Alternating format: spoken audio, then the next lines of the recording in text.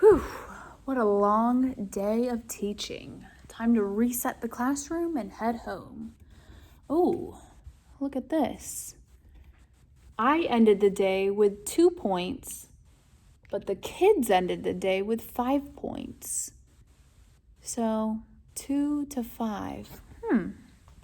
That actually reminds me of our next math lesson.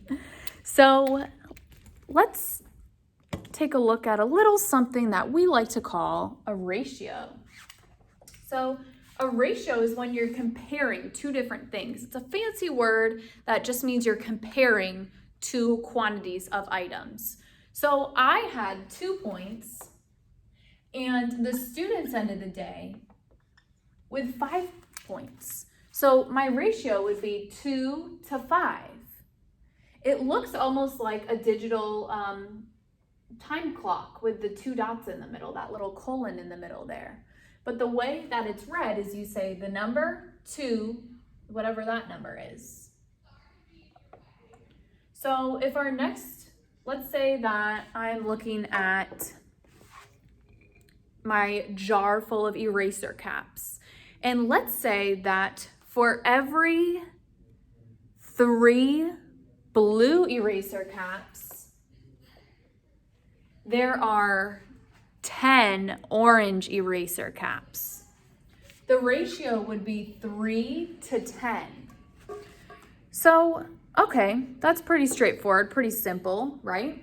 So let's kick it up a notch. What do we do with these ratios after all? Well, we can write our ratios as fractions, and our first value would be our numerator, while our second would be our denominator. So, for example, the first fraction would be 2/5, and our second fraction would be,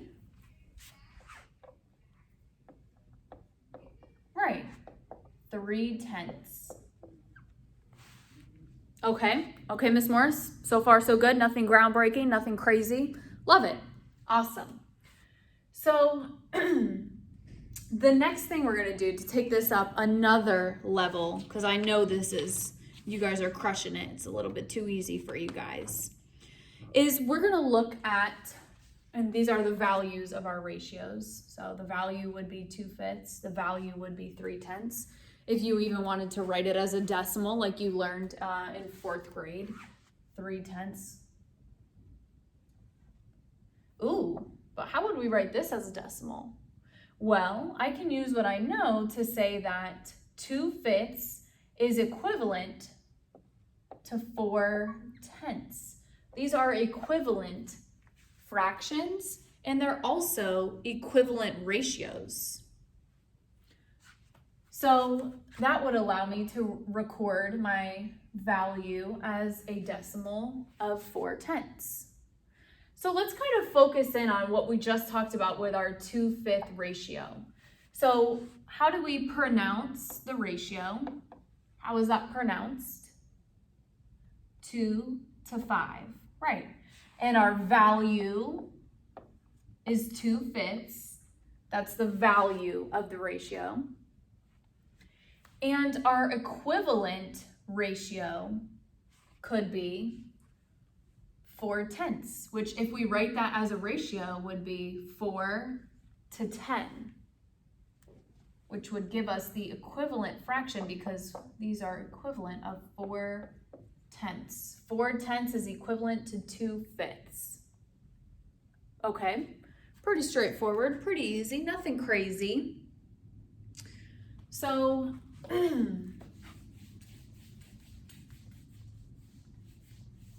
let me ask you this. If I have 1 red sweater for every 2 black sweaters, woohoo, would that ratio be equivalent if I said for every 24 purple erasers,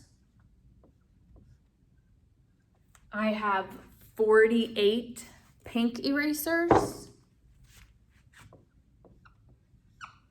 Are these equivalent ratios? What do you think?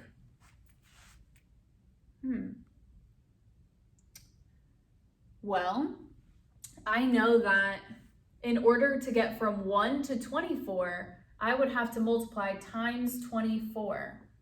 And whatever I would do to one side would have to be also true on the other side if they are equivalent. So let's see what happens when I multiply 2 times 24. Do I get 48?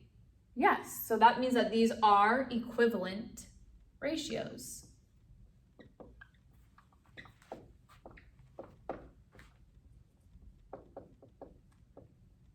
Good job. So let's take a look in our textbooks. And if we look at page 110, we see a little visual here of dolphins and sharks. The dolphins are gray, the sharks are blue. How many sharks to dolphins do you see? Let's do number 7. How many sharks to dolphins do you see? Well, when I look at it, I see 4 sharks to every 5 dolphins. So the ratio would be 4 to 5. Ooh, look at number 8. Number 8's asking us, how many dolphins to animals do you see? Well, we know that there are 5 dolphins. How many animals are in the picture? Right, 9. So for number 8, this was number 7. For number 8, we know that the dolphins, and there are 5 of them, to every 9 animals. Out of every 9 animals, 5 of them are dolphins.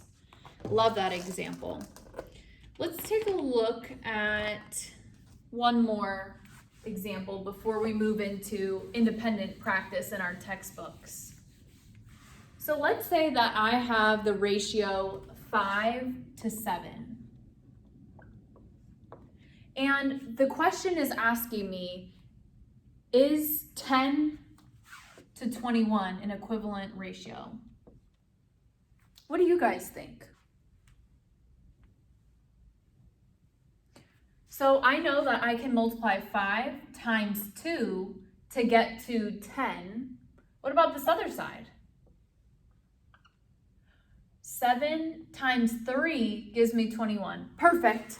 I got to both. They're equivalent. Good to go.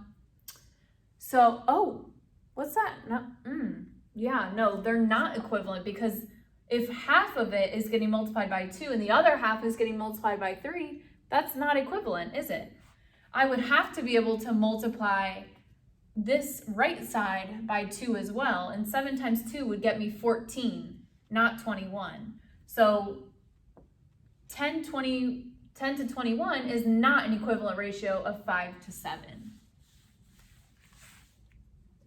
So let's take a look in our textbooks at page number 112. 112. So in our textbooks on page 112, we are going to be working on numbers 11 through 16. 11 through 16. Go ahead and work on those.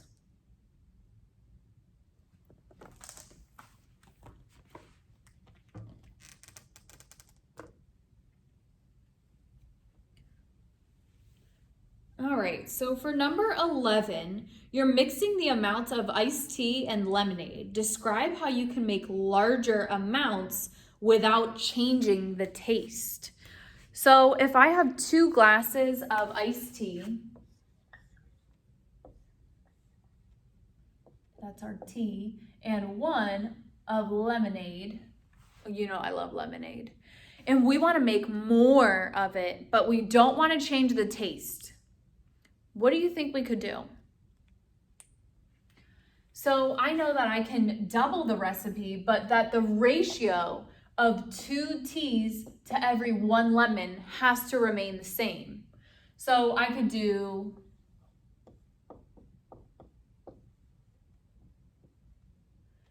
4 teas to every 2 lemons, that would work.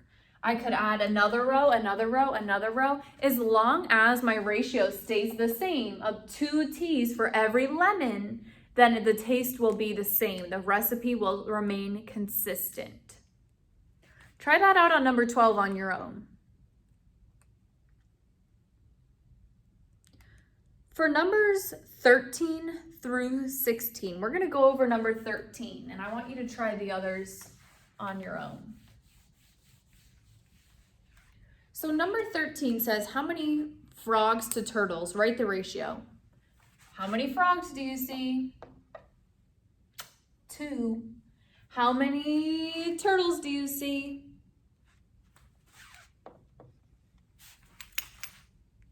Easy as that. I know you guys have got this. Go ahead and move on to numbers 14, 15, and 16.